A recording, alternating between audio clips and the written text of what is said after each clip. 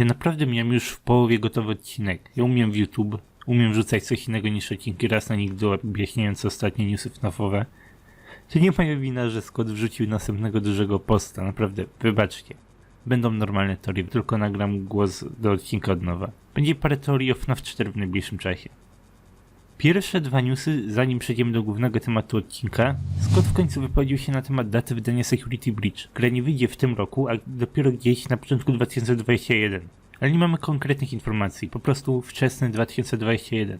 Scott wyjaśnił, że powodem opóźnień jest to, że Steelwool tworzy znacznie większą grę niż planowali. Powiedział, że upiekli 3 razy większe ciasto niż powinni byli. 3 razy większa gra niż to było w planach. 15 nocy we Freddy's. Zapewne się coś naprawdę dużego. Ale poza Security Breach dostajemy jeszcze inną grę już 1 grudnia. Tak samo jak to było w zeszłym roku, Scott tworzy gry na charytatywny stream MatPata, choć tym razem jest to reklamowane jako jedna atrakcja z wielu, a nie jako wielki główny event, coś mniejszego. Nie wiemy jeszcze jak ta gra będzie wyglądała i nie jestem pewny czy my widzowie dostaniemy cokolwiek do grania, bo MatPat wyjaśnił, że będzie to walka pomiędzy youtuberami a widzami. Youtuber będzie grał, a my będziemy stawiać mu pułapki. O ile nie jest to coś pokroju Tetrisa 99, to wydaje mi się, że to może być po prostu Twitch Chat Support. YouTuber gra, a widzowie piszą na czacie komendy, które mu przeszkadzają. Ale to wyjdzie niedługo, naprawdę nie wiemy nic na temat tej gry. Natomiast jestem najbardziej podjarany to, że DJ Sterf, czyli największy FNAF-owy pro, bierze w tym wszystkim udział. Markipera nie będzie, a raczej będzie, ale w zupełnie innej części streama, ale FNAF-owa część to Dawko i DJ Sterf. Jestem naprawdę ciekaw tego, jak to się rozwinie. Ale najważniejsza rzecz, nowy post Scotta. Scott ma nadal nas przykrą informację na temat filmu FNAF-a, ale zanim ją wyjawi, mówi przez co przeszedł film. Istniało 10 różnych rodzajów scenariusza. Dużo jest tutaj dzieciaków wchodzących do opuszczonej lokacji.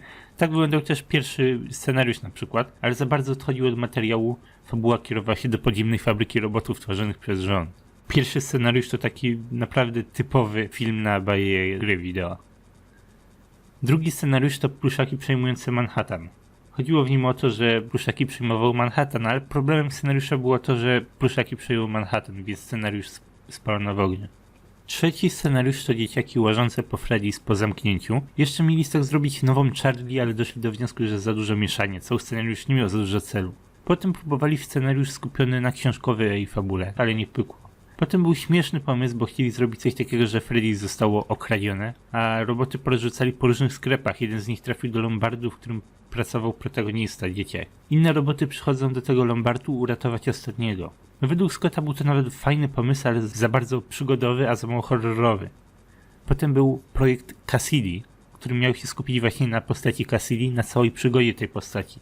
Bardzo rozbudowane, przechodzące przez różne elementy fabuły, postacie, różne gry. To jest coś, czego każdy fan FNAF-a by chciał, ale nie coś, co byłoby dobrym filmem. Scott uznał, że to byłaby bardziej encyklopedia niż film.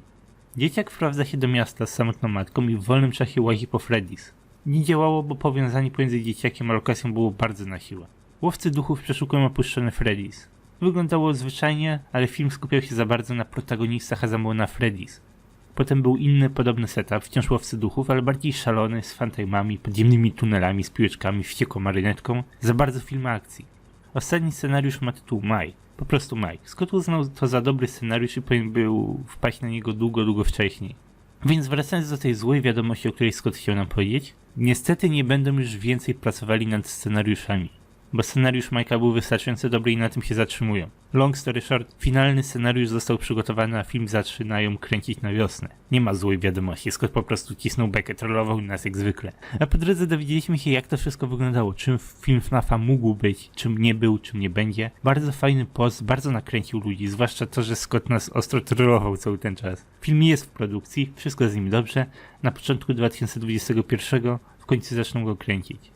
Oczywiście dobry post nie może się skończyć na samych dobrych rzeczach. Zostaliśmy znowu na sam raz Cassidy. Będziemy się znowu klepać, szykujcie bronię. Tak więc Scott chciał stworzyć cały film poświęcony postaci Cassidy.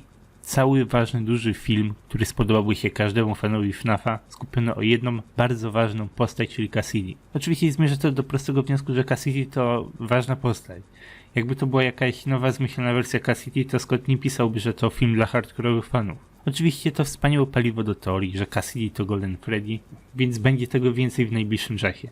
Nie mogę się doczekać innych podobnych teorii, że Cassidy to imię ugryzionego dzieciaka, że Cassidy to marynetka, że Golden Duo jest poprawne. Scott wiedział co robi i nie mówił nic o Cassidy, nie podał nam żadnych pronounów, więc nie wiemy czy to Cassidy dziewczyna czy Cassidy chłopak. Jeśli o mnie chodzi o moje teorie, nic się nie zmienia do czasu większej ilości informacji. Mogę zrobić jakiś osobny odcinek skupiony na Cassidy, ale póki jakieś nowe wnioski się nie pojawią, nie zmieniam swojego zdania, że Cassidy Piąty Dzieciak to postać, na podstawie której nie zrobisz całego filmu.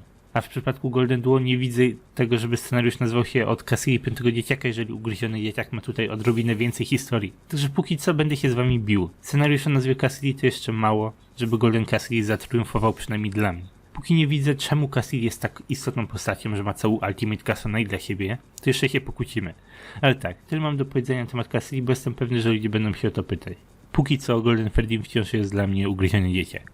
Jeśli chodzi o Majka, o cały finalny scenariusz, jaki mamy dostać, nie chcę tego robić, ale przydałoby się tutaj trochę pomarudzić. Chcę tutaj głównie powiedzieć na temat tego, co Scott nam obiecał jakiś czas temu. Plan na film polegał na tym, że Scott miał w głowie 3 filmy, chciał w nich skupić się na pierwszych 3 grach. I tu pojawia się problem, jeżeli spojrzymy na scenariusze, które dostaliśmy. Przy dostaniu scenariuszy uwzględniał fantime'y. Morał, do którego zmierzam, jest taki, że te 3 filmy to nie jest do końca to, co sobie wyobrażaliśmy. Kiedy Scott mówił o skupieniu się na pierwszych 3 grach, miał na myśli bardziej pomysł na film, na styl. Pierwszy film będzie w stylu FNAF 1, drugi w stylu FNAF 2, trzeci w stylu FNAF 3, tyle. Niekoniecznie oznacza to, że film skupią się na fabule 3 gier. Mogą nawet skupić się o 3 gry, ale jednocześnie dać nam wątki z następnych gier, dać nam Baby, dać nam Ugryzionego Dzieciaka. Nie wiem, jak to będzie wyglądać. Scenariusz Mike'a napawa w tym kontekście optymizmem, bo w końcu Mike to Mike. Scott mówi, że powinien był od początku pójść w tą stronę, więc to wygląda na taki bardziej kanoniczny setup. A nawet jeżeli będzie to niekanoniczna wersja Mike'a, to powinna być podobna do Mike'a z gier. Powinna nam rzucić trochę światła na to, co tutaj się dzieje, albo co najmniej Scott mógłby zrobić z tego lepszą wersję Mike'a. Zauważyć wszystko, co mu się nie podobało w grach, dokonać poprawek takiej finalnej, perfekcyjnej historii FNAF'a. Epitome Mike. Nie wiem, ale coś takiego robi sens. Morał jest taki, żeby wziąć to pod uwagę, kiedy budujemy swoje oczekiwania co do tego filmu. Nie mamy pojęcia, czym on będzie. Nie nastawiamy się, że rozwiąże fabułę. Nie nastawiamy się, że skupi się na fabule 1-3. Tyle ode mnie. To był duży news i Scott dobił już 4. post, który jest w topce wszystkich Redditowych postów. Naprawdę, szaleniec. Dziękuję za oglądanie. Powiedzcie mi, który z tych wszystkich scenariuszy najbardziej się wam podobał. Który chcielibyście zobaczyć jako film. Dla bardziej szczegółowych opisów niż to, co mówiłem na odcinku, link do posta Scotta znajduje się w opisie, ale oczywiście jest po angielsku. Dziękuję, zobaczymy się w komentarzach.